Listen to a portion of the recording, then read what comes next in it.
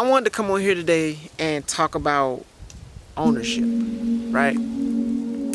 There's so much going on in the world today, and it feels like we're all just being pulled in different directions, right?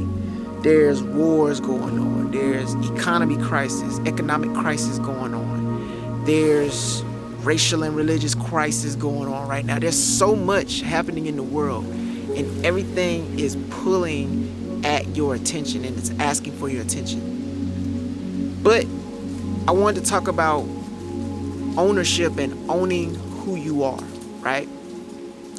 Because with everything going on nowadays, you need to have an understanding of who you are internally, right? You need to have an understanding of who you are, where you're going, and where you desire to be, right?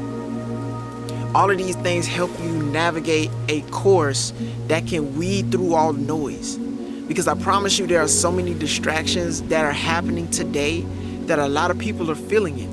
A lot of people are being pulled in different directions, and it's causing them to lose so much energy because they feel like, well, with all of this going on, where do I fit in, right? It's kind of leaving you out of place, wondering, what can I do about it? Like, my circumstance is already how it is right now. What can I do right now with the state of affairs that are happening in the world right now? Well, we're going to talk about that today. 5 ways to take ownership of who you are. These 5 ways to take ownership of who you are going to help you become a greater version of yourself and help you navigate the noise that is going on right now in our society. So understand that this list isn't in any particular order, but it is a list of 5 things that I feel that are most important. There are many more things that are important when it comes to ownership and understanding who you are, but these 5 right here are just a few to help you get started along your journey. And the first one we're going to be talking about is self-acknowledgement. This is often the first step towards taking ownership of who you are. You need to understand and accept yourself with all your strengths and weaknesses before you can take further steps. So this here is so important. Self-acknowledgement is so important. You need to first off acknowledge who you are right here, right now in the present moment. Strengths, weaknesses, good, bad, all. Acknowledge it and really understand how you got to the point that you are, right? How you got to the point of where you are right now. It's not to really look back with regret or look forward with like, well, I don't know how I got here or I don't know where I'm going. But it's really to ground yourself in the present moment and accept yourself for who you are and who you've become. Accept all of the instances that you've gone through to allow you to become the person that you are right now. Understand this. Once you start to acknowledge who you are, you can then start to create the foundation to help you become the greatest version of yourself or become the version of yourself that you desire to be. The next part is living according to your values. So once you know who you are, it's crucial to align your life with your values. This can guide all your future decisions and actions. So living according to your values. So once you start to acknowledge who you are, this gives you the opportunity to create certain values for yourself. What do you believe in? What are some things that represent who you are? Is it courage? Is it honor? Is it valor? Is it self-awareness? Is it strength? What really represents who you are? Once you get a definition that defines who you are, that can be added to the list of your values, your core values, that help you create the foundation that you stand on. So whenever you are faced with any sort of obstacle or any sort of discernment, this allows you to set the tone for how you want to be approached and how others should approach you. how your environment plays an effect on you and how you play an effect on your environment. Understanding your values are so important and so crucial, especially in a world today where there aren't many values to be had. Everybody is just out doing their own thing, and there's nothing wrong with that. But there has to be a set of values that you live by, a set of principles, a foundation that you stand on, so that way you're not just pulled any which way. Setting personal boundaries. This is an important part of respecting yourself and teaching others to respect you as well. It kind of goes back to what I said in regards to values. Once you start to understand who you are and understand your values, now you can create personal boundaries so that way that threshold isn't crossed whenever certain situations present themselves to you. It's so easy to just go with whatever's going on at that time, and that allows for certain energies to enter your space that may not be the most welcoming. But once you start to set personal boundaries, you now have the power to allow and disallow certain things or certain situations or certain environments into your space. That means you don't just go anywhere. You go to the places where you're appreciated the most. You don't just talk with anyone. You talk with those who are willing to add value to you or those who are willing to help you grow and elevate.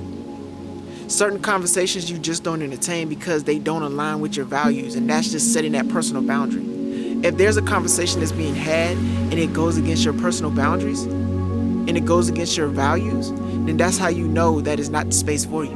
No matter what's going on, you don't need to entertain certain things just to be accepted or just to be liked. You don't need to, because you get more respect when you have personal boundaries. You get more respect when you have values. You get more respect from others when they see that you are self-accountable, right? When you acknowledge all of your strengths and all of your weaknesses. That's more respectable. That's more admirable.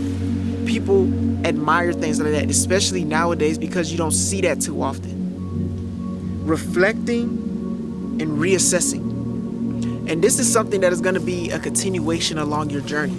Reflecting and reassessing. This is a continuous process that helps you stay aligned with your values and goals and make adjustments as necessary. Like I said before, this is something that you're going to continuously do throughout your process, right? Throughout your journey. You're going to be continuously reflecting on who you've become and where you currently are, and reassessing to make sure that your values are in line with the person that you have become up to this point.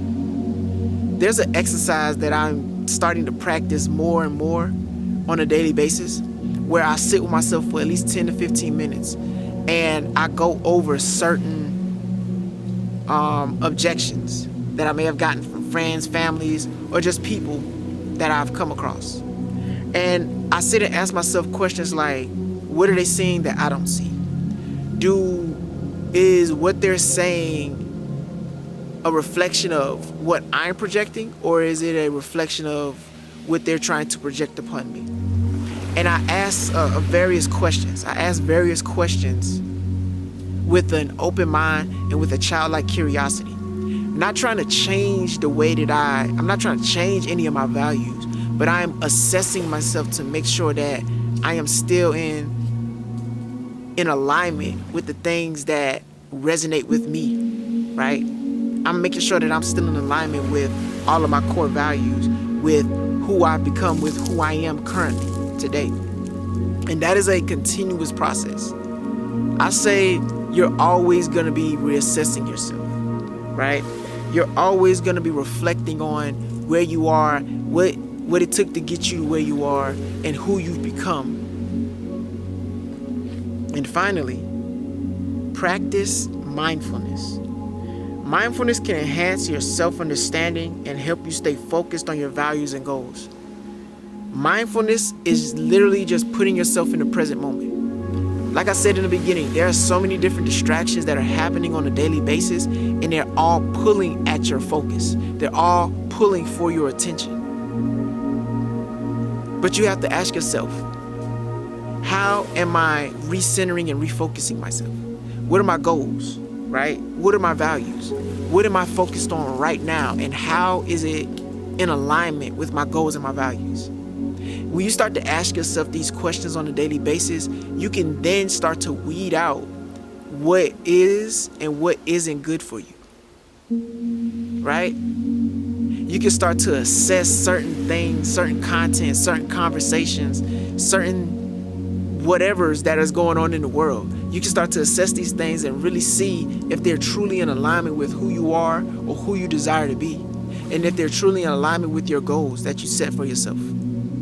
Understanding all of these different things can really help you to create the life that you truly desire, because all of us want the life that we truly desire. But in order for us to have the life that we truly want, we have to make sure that we're in alignment with everything that entails what it is that we represent. We got to make sure that everything is all in alignment. It has to match, right? And once you understand these 5 concepts, I promise you, your life will change for the better. I guarantee it. No matter what happens, even if you fall off the path a little bit, these 5 guiding lights are always going to be there to help you get back on your path whenever you feel stuck or lost or complacent. And I hope this helped. Thank you. Thank you for being on this journey with me. Thank you for allowing me to be on this journey with you. I truly believe we do better when we grow together, so let's continue to grow with one another. And if you found this helpful, inspiring, or motivating in any way, shape, or form, make sure you like, comment, share, subscribe, and click the notification bell to get notified whenever I publish another video.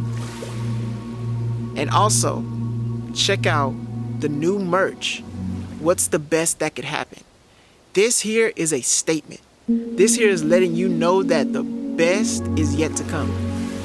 The best that could happen, instead of focusing on what's the worst that could happen, ask yourself what's the best that could happen. What is the best possible outcome for you in every single situation? If that's you and that's what you truly believe in, well, go represent and go cop you some of that new merch available now.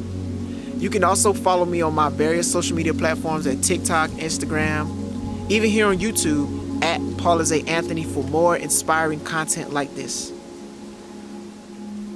Having ownership of who you are is so important. Once you can own and claim who you desire to be, there's nothing in the world that can sway you off the course that has been designed for you to follow. Ownership. Everybody's always talking about ownership, right? We're in this age where everybody wants to own and everybody wants to be in control and free, right? But the first thing you have to claim ownership of is yourself. The first thing you have to claim ownership of is yourself.